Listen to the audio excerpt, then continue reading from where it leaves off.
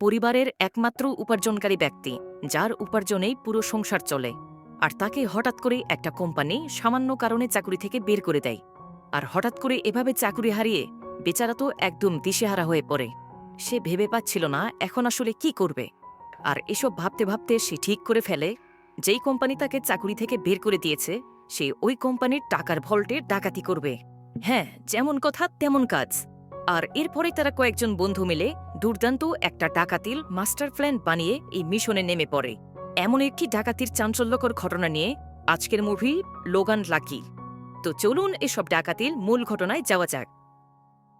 শুরুতেই এই মুভির মূল চরিত্র জিমি নামের একজন লোককে দেখা যায়। আর জিমি তার মেয়ের সাথে গল্প করছিল। জিমি অনেক ছোটখাটো একটা চাকরি করত, বলতে গেলে সেটা দিয়ে তার কোনোরকম দিন পার হতো।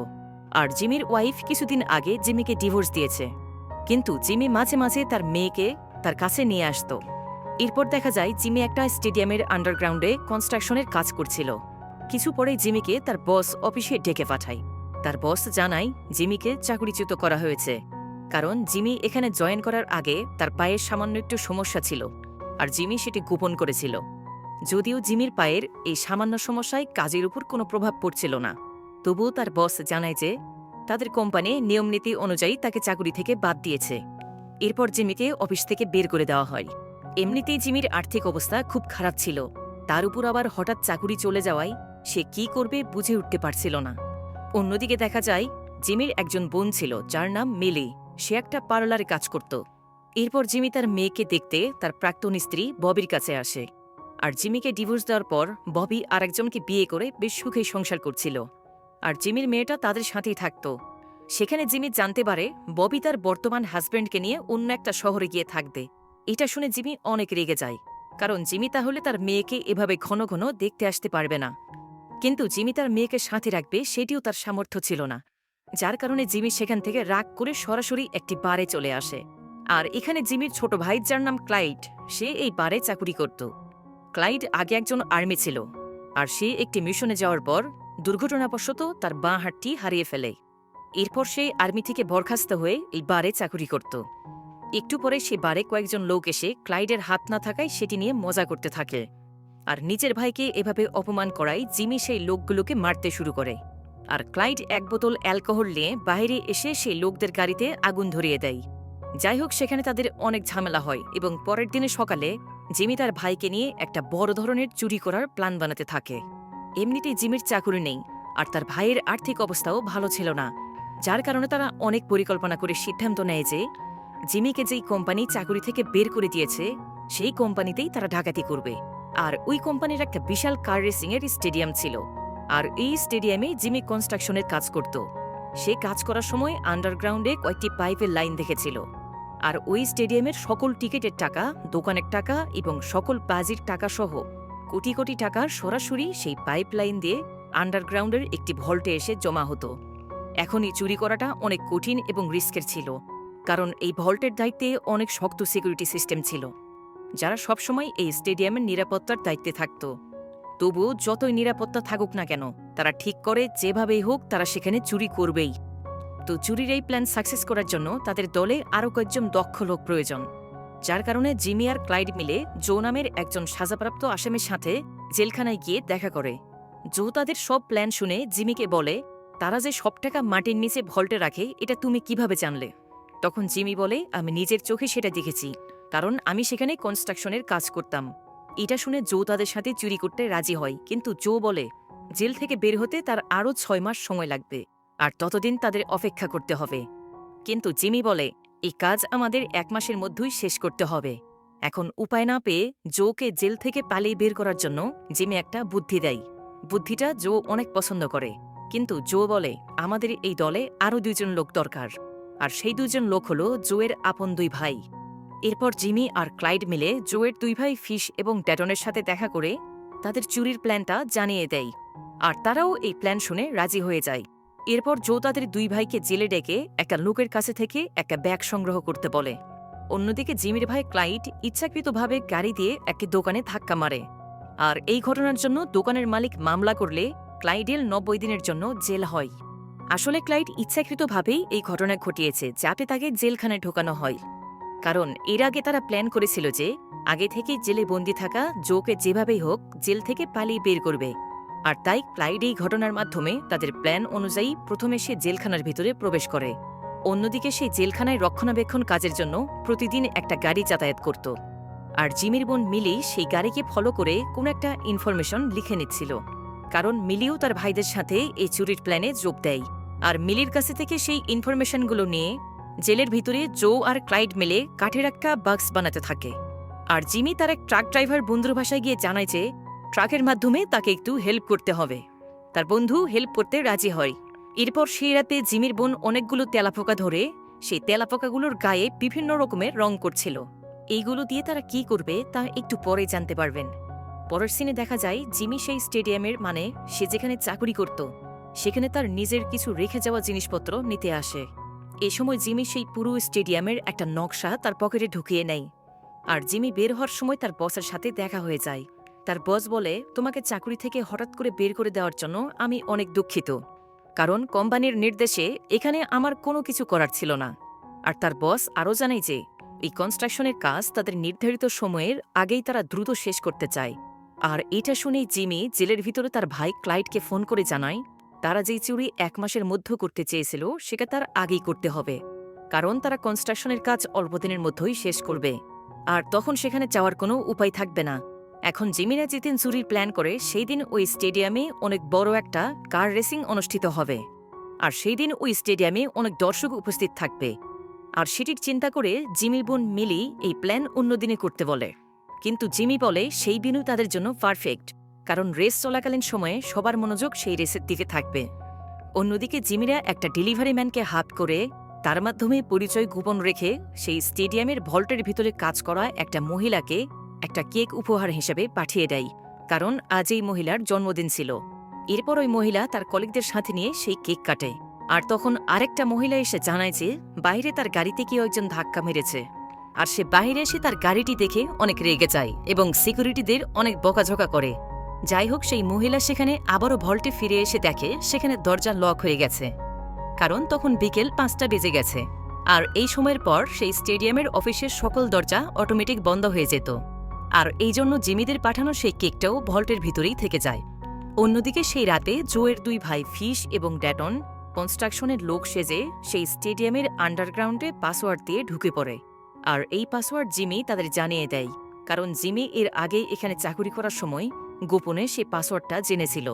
এরপর তারা একটা জায়গায় এসে সেখানে পাইপলাইনগুলোর নাট খুলে তার ভিতরে সেই বিভিন্ন রঙের তেলাপোকাগুলো ছেড়ে দেয়, যেই তেলাপোকাগুলো এর আগে মিলি রং করেছিল। অন্যদিকে জোকে দেখা যায় সে জেলের ভিতরে তার কয়েকজন বন্ধু কয়েদির সাথে কিছু একটা ব্যাপার নিয়ে একটা চুক্তি করে। আর পরের দিন সকালে সেই মহিলা অফিসে এসে যখনই ভল্টের ভেতরে যায় তখন সে ওই রেখে যাওয়া কেকের উপর অনেকগুলো তেলাপোকা দেখে চিৎকার দিয়ে ওঠে। এরপর সেখানে তেলাপোকাগুলো মারার জন্য পেস্ট কন্ট্রোল সার্ভিসকে ফোন দিয়ে জানালে সেখানে ফিশ আর ট্যাটন পেস্ট কন্ট্রোল সার্ভিসের সাথে হাত করে তারা ক্লিনার সেজে সেই তেলাপোকা মারার জন্য এখানে চলে আসে। এরপর কাজ শেষে ফিশ জিমিকে ফোন করে সেই তেলাপোকাগুলোর কালার জানিয়ে দেয়। আসলে জিমিরা এই তেলাপোকাগুলো পাইপে ছেড়ে তারা বোঝার চেষ্টা করেছিল যে সেই পাইপগুলো ভল্টের কোন কোন অবস্থানে এবং কতটুকু দূরত্বে রয়েছে। এরপর সেই কাঙ্ক্ষিত দিনটি চলে আসে, অর্থাৎ আজকেই এই স্টেডিয়ামে সবচাইতে বড় কার রেসিং অনুষ্ঠিত হবে। আর আজকেই জিমিরা চুরি করার জন্য সকল প্রস্তুতি নিতে থাকে। অন্যদিকে দেখা যায় এই জেলের পরিষ্কারের কাজ করার জন্য ক্লাইড জেলের ভিতরে ছোটখাটো একটা চাকরিও পেয়ে যায়। আর সেই জেলের ওয়ার্ডেন যখন আসামিদের পর্যবেক্ষণ করতে আসে তখন জো খাওয়ার সময় ইচ্ছাকৃতভাবে ওয়ার্ডেনের সামনে বমি করে অসুস্থ হওয়ার অভিনয় করে, যার কারণে জোকে তাৎক্ষণিক চিকিৎসার জন্য অন্য রুমে পাঠানো হয়। আর ক্লাইড আগে থেকেই সেখানে কাজ করত, তাই সুযোগ বুঝে এবার জোকে নিয়ে ওয়াশরুমে এসে সেখানের গোপন একটা দরজা খুলে তার ভিতরের একটা গোপন রাস্তা দিয়ে সেই জেলখানার ওয়ার্কশপে চলে আসে। আর কিছু সময়ের মধ্যেই সেই ওয়ার্কশপে রক্ষণাবেক্ষণ করা গাড়িটিও চলে আসে। এরপর তারা সেই কাঠের বক্সটি সেই গাড়ির তলায় লাগিয়ে দেয়, যেই বক্সটি এর আগে জো এবং ক্লাইড বানিয়েছিল। এরপর কাজ শেষে গাড়িটি আবারও বের হয়ে যাওয়ার সময় সিকিউরিটি সেই গাড়িটি চেক করে কিছুই পায় না। অন্যদিকে সেই জেলের ভিতরে কয়েকজন কয়েদি টিভিতে দেখছিল যে সেই স্টেডিয়ামে রেসিং শুরু হতে আর 2 ঘন্টার মতো সময় বাকি আছে। এরপর সেই কয়েদিরা জোয়ের সাথে চুক্তি করা পূর্ব প্ল্যান অনুযায়ী তারাই গণ্ডগোল লেগে যায়। আর সেটি থামানোর জন্য কয়েকজন গার্ড ভেতরে ঢুকলেই তাদেরকে কয়েদিরা মারধর শুরু করে। আর তখন একজন গার্ড ইমার্জেন্সি অ্যালার্ম বাজিয়ে দেয়। তখন পরিস্থিতি নিয়ন্ত্রণের জন্য ওয়ার্ডেন তাদের কন্ট্রোল রুমে ফোন করে ওই জেলের সকল দরজা লক করে দিতে বলে। আর দরজা লক হয়ে যাওয়ার ফলে যে যার অবস্থানে ছিল তারা সেখানে আটকা পড়ে যায়। অন্যদিকে সেই স্টেডিয়ামের একটা পেমেন্ট সংক্রান্ত সার্ভার দেখা যায়, যেটা স্টেডিয়াম থেকে অনেক দূরে অবস্থিত ছিল। মানে এই সার্ভার দ্বারাই স্টেডিয়ামের দর্শকদের কাছে থেকে কার্ডের মাধ্যমে পেমেন্ট লেনদেন করা হতো। এবার ফিশার ড্যাটন সেই সার্ভারটিতে বিস্ফোরণ করে অকেজো করে দেয়। ফলে সেই স্টেডিয়ামের ভিতরে থাকা সকল দোকান, বাজির টাকা, টিকিটের টাকা কোনো কিছুই আর এখন কেউ অনলাইনে বা কার্ডে পেমেন্ট করতে পারছিল না। যার কারণে তারা সরাসরি ক্যাশ টাকায় পেমেন্ট করে। আর যত বেশি ক্যাশ টাকা সেই ভল্টে জমা হবে ততই তারা চুরিতে লাভবান হবে। এই কারণেই তারা সার্ভারটি নষ্ট করে দেয়। অন্যদিকে জেল থেকে আসা সেই রক্ষণাবেক্ষণের গাড়িটি একটা পেট্রোল পাম্পে এসে দাঁড়ালেই সেই গাড়ির নিচে থেকে কাঠের বক্স খুলে জো এবং ক্লাইড বেরিয়ে আসে। মানে তারা এই গাড়ির সাথে কাঠের বক্সে করে সেই জেল থেকে পালিয়ে এসেছে। আর সেই পাম্পের পাশে মিলি গাড়ি নিয়ে তাদের জন্য অপেক্ষা করছিল। এবার মিলি তাদেরকে নিয়ে সরাসরি স্টেডিয়ামের দিকে রওনা দেয়। অন্যদিকে জিমি অলরেডি স্টেডিয়ামে চলে এসেছে এবং সে সরাসরি সেই আন্ডারগ্রাউন্ডের দরজার সামনে যায়। আর যেহেতু সে ওখানে চাকরি করার সময় আগে থেকেই পাসওয়ার্ডটা গোপনে জেনেছিল, তাই সরাসরি সে আন্ডারগ্রাউন্ডের দরজা খুলে ভিতরে প্রবেশ করে। আর এই প্রথমবারের মতো দেখানো হয় যে স্টেডিয়ামের কর্মীরা তাদের টাকাগুলো সরাসরি একটা জারের মধ্যে ভরে সেই জার একটা পাইপের মধ্য দিয়ে সেখানে সুইচ প্রেস করলেই টাকাসহ সেই জার পাইপ দিয়ে সরাসরি ভল্টের ভিতরে গিয়ে টাকাগুলো রেখে আবারও খালি জার ফেরত চলে আসে। দেখা যায় ততক্ষণে স্টেডিয়ামে জো, ক্লাইড এবং মিলিও চলে এসেছে। অন্যদিকে সেই জেলখানার ভিতরে কয়েদিরা মারামারি করার জন্য জেলের সকল গেট লক করা হলে সেই কয়েদিরা ভিতরে কয়েকজন গার্ডকে বেঁধে রেখেছিল এবং কয়েদিরা ওয়ার্ডেনকে ফোন দিয়ে বিভিন্ন আজেবাজে কথা বলে সময় নষ্ট করতে থাকে, যাতে ওয়ার্ডেনের মনোযোগ অন্যদিকে থাকে এবং জো আর ক্লাইড যে জেল থেকে পালিয়ে গেছে এই ব্যাপারটি যেন সহজে বুঝতে না পারে। ততক্ষণে স্টেডিয়ামে রেসিংয়ের উদ্বোধনী অনুষ্ঠান শুরু হয়ে গেছে। অন্যদিকে সেই স্টেডিয়ামের সকল ময়লা ফেলার জন্য যেই ডাস্টবিনের লাইন ছিল সেটির ভিতর দিয়ে জো আর ক্লাইড সেই আন্ডারগ্রাউন্ডের পাইপ লাইনে চলে আসে। আর জিমি সেখানে আগেই চলে এসেছিল। আর জো তার সাথে করে কিছু জিনিসপত্র নিয়ে এসেছিল। সেগুলো দিয়ে জো একটা ছোটখাটো বিস্ফোরক বানিয়ে ফেলে এবং সে একটা পাইপের মুখ খুলে সেই বিস্ফোরক সহ একটা জার ভল্টের দিকে পাঠিয়ে দেয়। আর সে জারটি ভল্টের কাছে গিয়ে বিস্ফোরণ হলে পাইপের মুখের লক খুলে যায়। আর এই সময়টাই স্টেডিয়ামে উত্তেজনাপূর্ণ রেসিং চলছিল। আর সেই বিস্ফোরণের ধোঁয়া অন্য পাইপগুলো দিয়ে সেই কর্মীদের কাছে চলে আসে।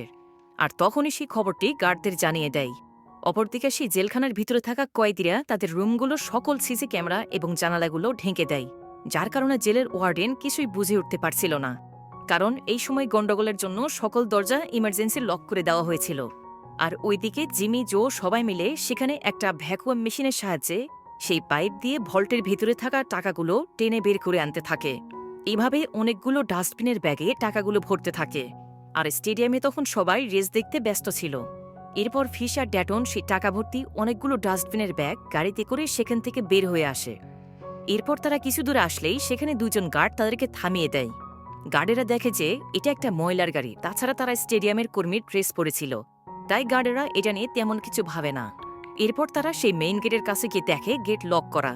আর ফিশ এবং ড্যাটন টাকাগুলো রেখে আবারও জিমিদের কাছে দ্রুত ফিরে না আসার জন্য জিমি এবার জোকে তাদের দেখার জন্য পাঠিয়ে দেয়। জো গিয়ে দেখে সেখানে দরজা লক করা। অনেক চেষ্টা করে তারা লক খুলতে পারে না। আর জো ফিরে না আসায় জিমি কিছুক্ষণ পরে সেখানে গিয়ে অবশেষে দরজার লকটি খুলতে পারে। এরপর ফিশার ড্যাটন টাকাগুলো নিয়ে বেরিয়ে যায়। আর জিমি আবারও পাইপের কাছে আসে। আর জো এবং ক্লাইড অন্য রাস্তা দিয়ে বাইরে যেতে লাগলে সেখানে ওই লোকের সাথে দেখা হয়ে যায়, যার সাথে এর আগে বারের মধ্যে ঝামেলা হয়েছিল। আর সেই লোক আবারও ক্লাইডকে উল্টাপাল্টা কথা বলতে লাগলেই তারা সেই লোকটিকে মারধর করে সেখান থেকে চলে আসে। আর বাইরেই মিলি গাড়ি নিয়ে অপেক্ষা করছিল। এবার তারা সেই গাড়িতে করে ওখান থেকে চলে যায়। তার কিছু পরে জিমিও আন্ডারগ্রাউন্ড থেকে বেরিয়ে আসে। আর দেখা যায় সেই ব্যাগ ভর্তি সকল টাকাগুলো জিমির গাড়িতে রাখা ছিল। অন্যদিকে সেই জেলের কয়েদিরা একটা ময়লার ঝুড়িতে আগুন লাগিয়ে ফায়ার অ্যালার্ম বাজিয়ে তোলে। আর সেই অ্যালার্ম শুনে জেল থেকে ফায়ার সার্ভিসকে ফোন করা হয়। আর দেখা যায় ফায়ার ফাইটারের পোশাক পরে জো আর ক্লাইড আগে থেকেই সেই ফায়ার সার্ভিস অফিসের পাশে পজিশন নিয়েছিল। এরপর তারা সেই ফায়ার সার্ভিসের গাড়িতে করে আবারও জেলের ভিতরে চলে আসে। অপরদিকে জিমি সেখান থেকে সরাসরি একটা অনুষ্ঠানে চলে আসে, যেখানে তার মেয়ের গানের প্রতিযোগিতা চলছিল। এরপর জিমি সেখান থেকে একটা পেট্রোল পাম্পে গিয়ে সেই চুরির সকল টাকাগুলো ওখানে রেখে চলে যায়। এখন কথা হলো এই সকল টাকাগুলো জিমি এখানে রেখে গেল কেন, তাই না? তো একটু পরেই সেকে জানতে পারবেন। এরপর দেখা যায় এই চুরির শেষে যে যার অবস্থানে পৌঁছে গিয়েছে, আর জিমি তার এসব চুরির প্ল্যান এবং সকল ডকুমেন্টস আগুনে পুড়িয়ে দেয়। পরের দিনে সেই স্টেডিয়ামের এই টাকা চুরির ঘটনা চারিদিকে ছড়িয়ে পড়ে, কিন্তু খবরে বলা হয় সেই সকল টাকাগুলো একটা পাম্পে পাওয়া গেছে। এখন সবাই এটা ভেবে অবাক হয় যে চোরেরা টাকাগুলো না নিয়ে রেখেই যদি যাবে, তাহলে চুরিটা করল কেন? যাই হোক, এবার এই কেস হ্যান্ডেল করার জন্য দায়িত্ব দেওয়া হয় দুজন FBI এজেন্টকে। তো আন্ডারগ্রাউন্ডে যে লোকটার সাথে ক্লাইডের ঝামেলা হয়েছিল, সেই লোক FBI-কে ক্লাইড এবং জোয়ের নাম বলে দেয় এবং জানায় তারাই হয়তো এই চুরিটা করেছে। কিন্তু FBI দেখে যে তারা অলরেডি জেলে বন্দী রয়েছে, তাই FBI জো এবং ক্লাইডকে নিয়ে তেমন মাথা ঘামায় না। তো এরপর দেখা যায় ক্লাইডের সে 90 দিনের সাজা শেষ হলে সে জেল থেকে বেরিয়ে বাড়িতে চলে আসে। এরপর FBI জেলের ওয়ার্ডেনকে বলে চুরির দিনে আপনার জেলে কোনো অস্বাভাবিক কিছু ঘটেছিল কিনা, কারণ FBI-এর কাছে জো এবং জিমির দেখা করার কয়েকটা CCTV ফুটেজ ছিল। তাই FBI ধারণা করে যে জো হয়তো জেল থেকে পালিয়ে গিয়ে চুরি করে আবারও জেলে এসেছিল। কিন্তু জো যে এই কয়েকদিন জেলে ছিল না সেটিও তাদের কাছে প্রমাণ নেই, কারণ ওই গণ্ডগোলের সময় কয়েদিরা ওই রুমের CCTV ক্যামেরাগুলো বন্ধ করে দিয়েছিল। আর FBI-এর মুখে এটা শুনে ওয়ার্ডেন বলে, কই না তো, জেলে এমন কোনো কিছুই ঘটেনি, জেলের পরিস্থিতি সবকিছু ঠিকঠাক ছিল। ওয়ার্ডেনের এমনটা বলার কারণ হল নিরাপত্তাজনিত কারণে যদি কোনো কয়েদি পালিয়ে যায়, তাহলে যে ওয়ার্ডেনের চাকুরিটাই আর থাকবে না, তাই ওয়ার্ডেন এসব বিষয়কে এড়িয়ে যায়। অন্যদিকে জিমির মোবাইল ফোন 6 মাস ধরে ডিঅ্যাক্টিভ ছিল, যার কারণে জিমি চুরির আগে কোথায় ছিল সেটিও FBI ট্র্যাক করতে পারে না। এছাড়াও FBI জানতে পারে চুরির দিনে জিমি তার মেয়ের গানের প্রতিযোগিতার অনুষ্ঠানে ছিল, তাই এজেন্টরা শক্তপোক্ত কোনো প্রমাণ পায় না। যাই হোক, এর কয়েক মাস পরে জোয়ের সাজা শেষ হলে সে মুক্তি পেয়ে বাড়িতে চলে আসে এবং সে সাধারণ জীবনযাপন করতে থাকে। এর কয়েক মাস পর তার বাড়ির দরজায় কেউ একজন নক করলে দরজা খুলে সে কাউকেই পায় না, কিন্তু সে মাটি খোঁড়ার একটা ব্যালসা দেখতে পায়। জো কিছু একটা সন্দেহ করে এবং সে একটা চিহ্ন দেখে দেখে বাড়ির সামনে সে ব্যালসা দিয়ে মাটি খুঁড়ে দেখে যে সেখানে ব্যাগ ভর্তি অনেক টাকা, মানে এই টাকা জিমি জোকে দিয়েছে। এখন কথা হলো, জিমি তো সব টাকা পেট্রোল পাম্পে রেখে দিয়েছিল, তাহলে আবার এই টাকা কোথা থেকে আসলো, তাই না? তো ব্যাপারটি হলো, আসলে এই চুরির দিনের টাকাগুলো নিয়ে যখন ফিশ আর ড্যাটন বের হচ্ছিল, তার আগেই সে গেটটা জিমি কৌশলে লক করে রেখেছিল। আর সে গেটের লক খোলার জন্য জিমি জোকে গেটে পাঠিয়ে দেয়। আর এই ফাঁকে জিমির বোন মিলি সেই পাইপ লাইনে চলে আসে। এরপর তারা 3 ভাই বোন মিলে আরও অনেকগুলো টাকা এক্সট্রা কিছু ময়লার ব্যাগে ভরে সেখান থেকে আলাদাভাবে সরিয়ে রাখে। এরপর মিলি ব্যাগগুলো একটা ডাস্টবিন এরিয়াতে রেখে চলে যায়। আর তারপরে জিমি সেখানে সকল ফিঙ্গারপ্রিন্ট মুছে ওখান থেকে সেই গেটে এসে লক খুলে দেয়। আর পরের দিনে সেই স্টেডিয়ামের ময়লাগুলো একটা লোক তার ট্রাকে উঠিয়ে নেয়, যেখানে জিমিদের অতিরিক্ত সেই টাকাগুলো ছিল। আর এই লোকটির সাথেই এর আগে জিমি ট্রাকের ব্যাপারে কথা বলেছিল। এরপর সেই টাকাগুলো তারা শহর থেকে অনেক দূরের একটা জায়গায় মাটির নিচে লুকিয়ে রেখেছিল। আর এখন বেশ কয়েক মাস পরে যখন পরিস্থিতি স্বাভাবিক হয়, তখন জিমি সেই টাকাগুলো সেখান থেকে উঠিয়ে যারা যারা এই চুরির সাথে জড়িত ছিল তাদের সবাইকে ভাগের অংশ পাঠিয়ে দেয়। এরপর একদিন বারে ক্লাইড জিমিকে জিজ্ঞেস করে, আচ্ছা, তুমি প্রথমবারে চুরি করা সব টাকা তাদের কেন ফিরিয়ে দিয়েছ? তখন জিমি বলে, প্রথমবারের টাকাগুলো পেট্রোল পাম্পে রেখে তাদের ফিরিয়ে দেওয়ার জন্যই এই কেসটা আর বেশি দূর এগিয়ে যায়নি। কারণ এই চুরি শুরু থেকে শেষ পর্যন্ত তারা জানত না যে ভল্টে সেই দিন কত টাকা জমা হয়েছিল, কারণ সেই দিনের হিসাব তখনও ক্লোজ হয়নি। তাই তারা সেই টাকাগুলো ফিরে পাওয়ার পর তারা ভাববে যে এইগুলোই হয়তো তাদের সমস্ত টাকা, এবং তারা এই কেস নিয়ে বেশি মাথা ঘামাবে না। যার কারণে তারা এই সময়টাই এসে এখন এই কেসটি ক্লোজ করে দিয়েছে। মানে এই সকল প্ল্যানগুলো ছিল জিমির, আর এখন তারা সকল প্ল্যানিংয়ে সাকসেস। এরপরে সেই বারে জিমি, মিলি, জো এবং ক্লাইড সবাই মিলে খুশিতে আড্ডা দিতে থাকে। আর দেখা যায় ক্লাইডের সাথে কোনো একটা মেয়ে গল্প করছে। আসলে এই মেয়েটাই হলো সেই FBI এজেন্ট। মানে হয়তো এখনও এই এজেন্ট সেই কেসটা নিয়ে পার্সোনালি কাজ করছে, তবে সেটা করে আর কোনো লাভ নেই, কারণ জিমিরা এসবের কোনো প্রমাণই অবশিষ্ট রাখেনি। আর এখানেই মুভিটি শেষ হয়ে যায়।